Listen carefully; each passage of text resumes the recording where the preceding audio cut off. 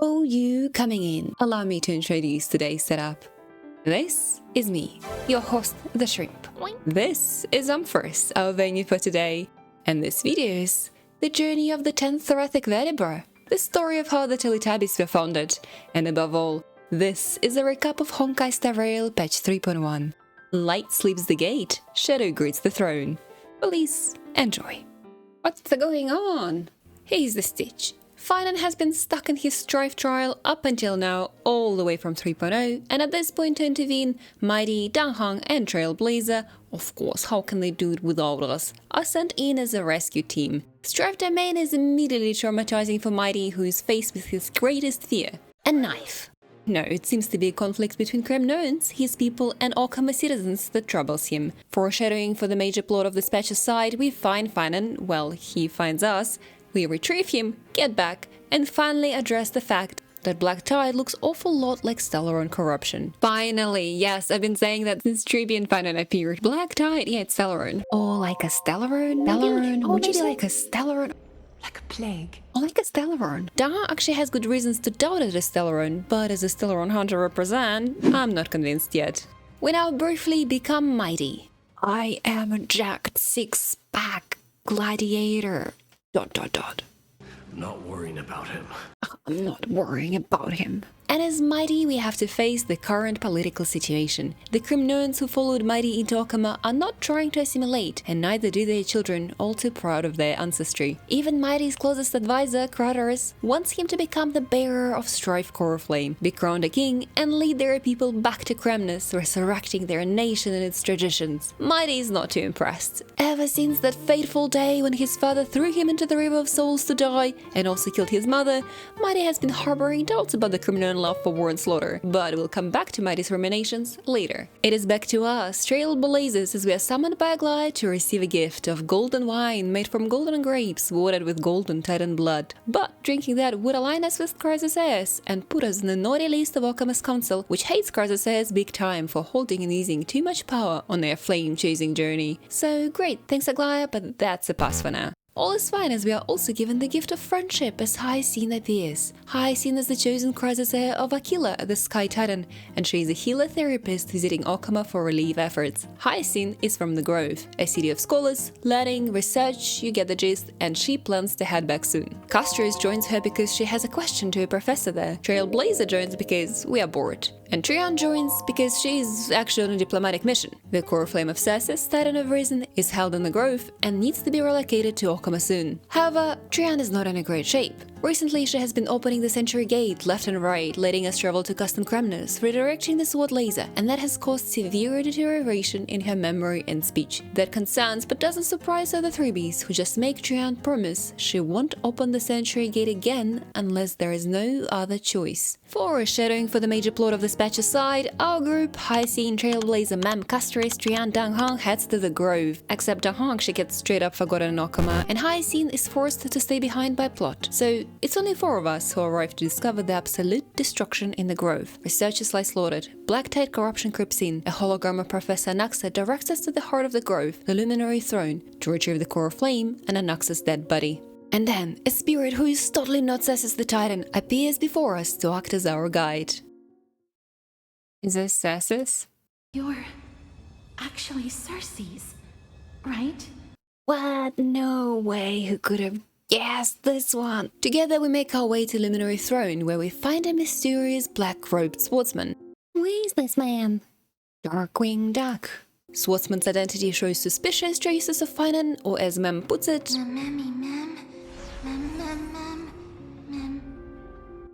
Is it Finan? Is it Finan? Hi Finan. I guess. After carving a bloody path through the Grove on a hunt for Ceases' core flame, the swordsman is ready to fight us too, and damn, the Shadow Finan got hands. And swords. What do you mean? Are you? We are barely able to hold against him even with the powerful intervention from Sassis, who stores their core flame in an otherwise very dead Professor Anaxa, bringing him and them into action too. So when even that fails to win us this fight, Trian opens the Century Gate, sending the Shadow Swordsman away. And truly, where do they keep sending all those lasers and Shadow Swordsmen off to? Is it like a scrapyard of discarded dangerous items they've accumulated through centuries? Just some garbage land where a portal opens and pop, in flops the Shadow Fanon, plop, in comes the laser.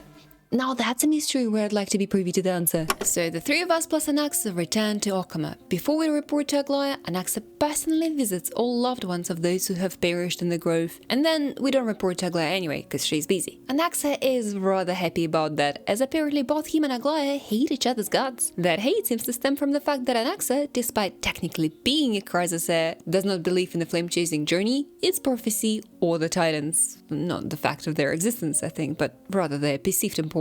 But someone who trusts Professor Anaxa's opinions is Fanon, who approaches him and Okama for information on the Swordsman from the Grove, and even just a general description persuades Fanon that it is the Swordsman that has destroyed his village and set Fanon on the path of revenge in the first place. But I thought the Swordsman was Fanon. If he's him and him is he, who's him and he's who?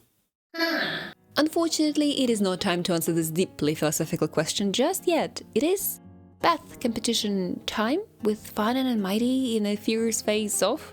At least all that hot path bonding does make Mighty reveal to Fanon his concerns. It seems everybody and Mighty's long-dead friends want him to become the king and lead his people back to Cremnus. But Mighty himself isn't sold on the idea. Cremnus now lies in ruins. The Cremnoan traditions aren't without faults, and at the end of the day, Mighty wants Cremnoan detachment to stay in Okama. But Craterus, his advisor, doesn't. Tired of waiting for Mighty to accept the core flame, he decides to do the Strive trial himself, not caring for the prophecy part of it all. Before Aglaya can execute him, girl loves executions. Three bees decide to show Craterus the prophecy. And so while Mighty, inspired by Craterus' rash actions, goes on a journey of seeking second opinions, we move back to 3B's plot branch. We find 3B having a flashback nightmare in which we learn how 3Bs were created. Three personalities split from a single soul. Such was the price for bearing the Janus core flame.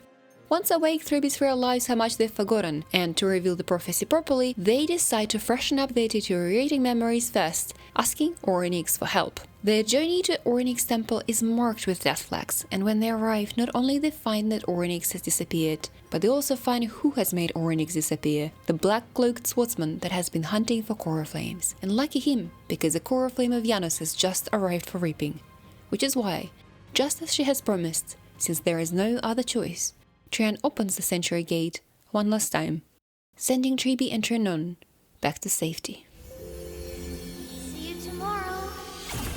We mount for a battle to respond to this threat. Cecil's core flame feed Professor Anaxa will play the role of a bait. Man-feed Trailblazer will switch the battlefield to the past. Swordsman feed mysterious parallels to Fanon will get trapped in the past when we seal him there. Mighty feed some revelations is off to Strife core flame trial side quests. And Mighty's spine feed 10 Thoracic Vertebra is his only weak spot, capable of killing Mighty for good, which he reveals in a highlighted message to Fanon right before he leaves. And I, a shrimp, can't pronounce it.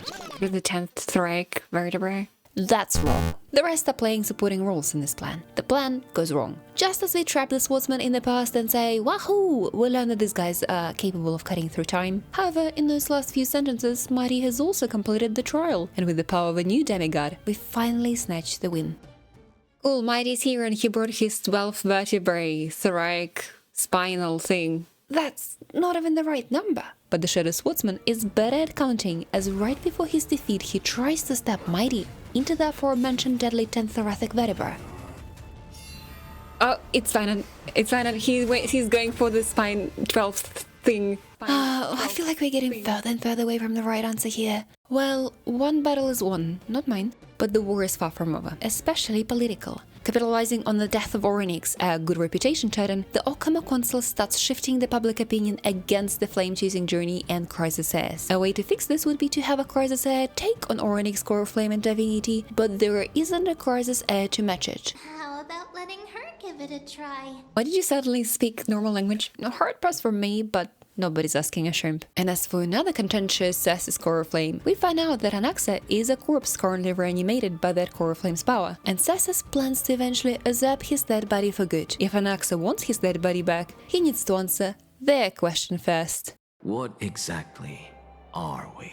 It's time to wrap up our two main character stories. Mighty Thest. He has finally made a decision. As a demigod of strife, Mighty will return to Crumnus and hold back the Black Tide there, but he will do it alone. No Crumnian person will return with him, as Mighty decrees Crumnus to be no more. Carteris is there, listening in astonishment. He has apparently followed Trian, creepy, and tried to defend her from the Swordsman, nearly losing his life, but that did earn him forgiveness from Raglai for his previous actions. Now Carteris is in the perfect position to be the messenger, spreading Mighty's first and final decree to Crumnoans, now true Orkama citizens.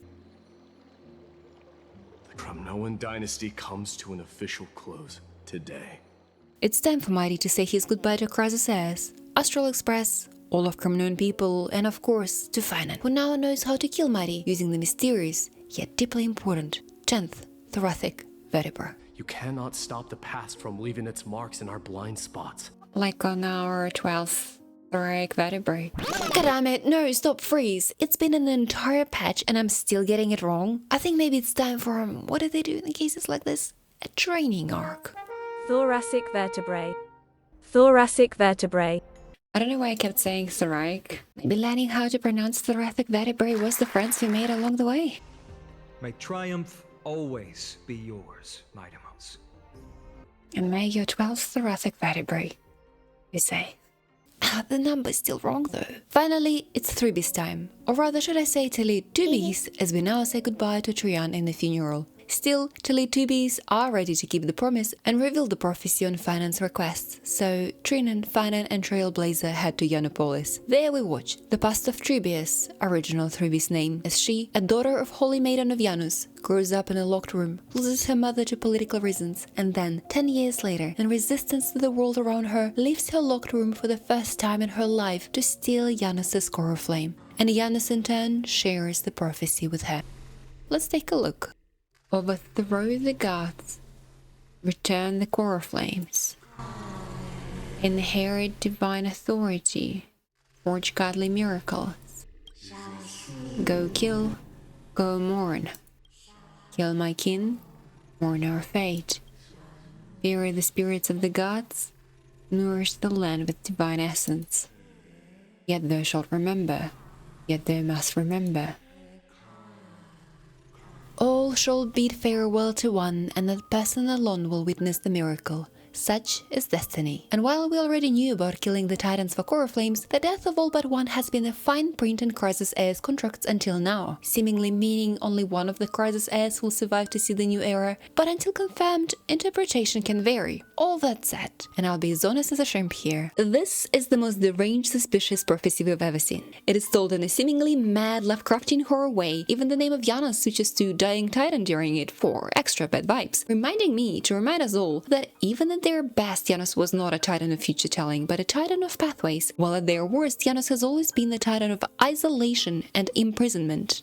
Yeah, isolation. Seen any rainbow pathways in isolation around? Maybe no mad dying god of isolation who could set us all on some mad pathway of isolation and imprisonment with a made-up prophecy? If they wanted to, not saying they did, but it's at least a little suspicious. I understand, Canis.